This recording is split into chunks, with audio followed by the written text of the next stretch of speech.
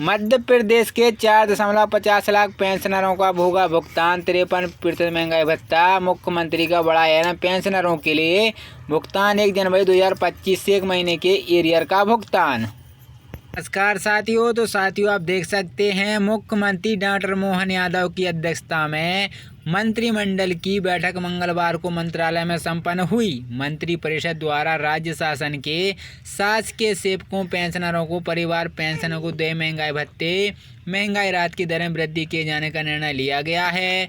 महंगाई भत्ता एक महंगाई राहत की स्वीकृति है जो फलस्वरूप एरियर राशि सहित राज्य शासन पर कुल व्यय पर 3500 करोड़ रुपए अनुमानित है।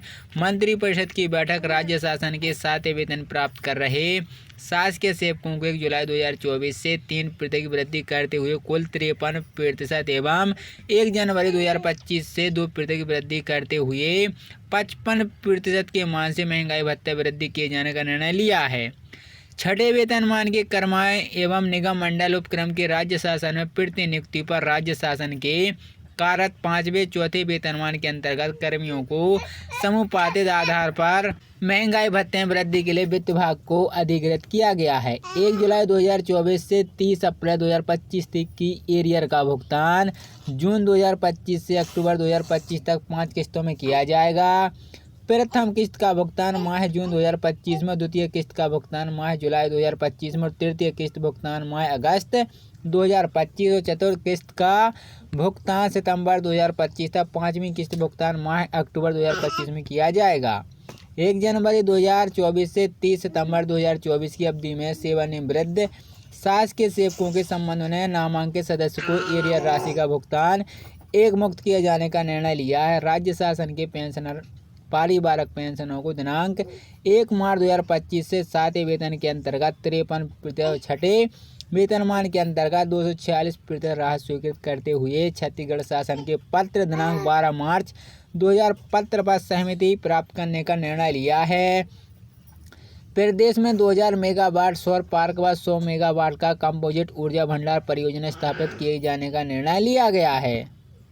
वहीं साथियों की कृत पेंशन योजना में यूपीएस के लिए समिति गठित मंत्रिपरिषद द्वारा राज्य के 1 जनवरी 2025 को इसके बाद नियुक्ति शासकीय कर्मचारी को लेकर एकीकृत पेंशन योजना यूपीएस लागू करने के संबंध में एक समिति का गठन किया है। समिति में अपर मुख्य सचिव अशोक वर्मा, अध्यक्ष प्रमुख सचिव जाटव, संचालक पेंशन मध्य प्रदेश जे.के. शर्मा को सदस्य सचिव बनाया गया है। समिति में अंकित अधिकारियों के स्थानांतर अथवा सेवानिवृत्त अथवा अन्य कारणों से उपलब्ध नहीं होने की स्थिति में समिति के सदस्यों को आंशिक परिवर्तन करने के लिए वित्त विभाग के पार साधक सचिव को अधिकृत किया है। राज्य जिला स्तर पर अधिकारी कर्मचारी की स्थानांतरण नीति वर्ष 2025 की स्वीकृति। मंत्रिपरिषद द्वारा राज्य जिला स्तर पर अधिकारी कर्मचारियों की स्थानांतरण नीति वर्ष 2025 की स्वीकृति दी है। इस नीति में 1 मई 2025 से 30 मई 2025 तक की अवधि के लिए स्थानांतरण पर प्रतिबंध शिथिल किया गया है। प्रत्येक पद में वर्ष प्रशासनिक संवैधानिक प्रतिबंध शिथिल अवधि को मिलाकर स्थानांतरण निर्धारित संख्या तक किए जा सकेंगे। पद संवर्ग की संख्या 200 तक और 20% 201 से 1000 तक, 15% 100 से 1 और 2000 तक 10%, 2001 से अधिक 5% के आधार पर स्थानांतरण किए जाएगा। ई ऑफिस के मध्य से स्थानांतरण होंगे। विभाग अपने स्तर पर नीति बना सकते हैं। नमस्कार साथियों, तो साथियों आप देख सकते हैं बहुत ही महत्वपूर्ण आदेश जारी कर दिए हैं राज्य सरकार ने। प्रदेश के सरकार द्वारा शासकीय कर्मचारियों को बढ़े हुए डीए एरियर का भुगतान 5 किस्तों में किया जाएगा। इसी वर्ष जून, जुलाई, अगस्त, सितंबर और अक्टूबर में की किस्त दी जाएगी। 1 जनवरी 2024 से 30 सितंबर 2024 की अवधि में सेवानिवृत्त और मृत शासकीय सेवकों को नामांकित सदस्यों को एरियर राशि का भुगतान एक मुक्त किया जाएगा। पेंशन व पारिवारिक पेंशन के मामलों में 1 मार्च 2025 से 7वें वेतन के मान के अंतर्गत 53% एवं छठे वेतन के अंतर्गत 246% पेंशन राहत दी जाएगी। पेंशनरों को 1 माह का मिलेगा एरियर।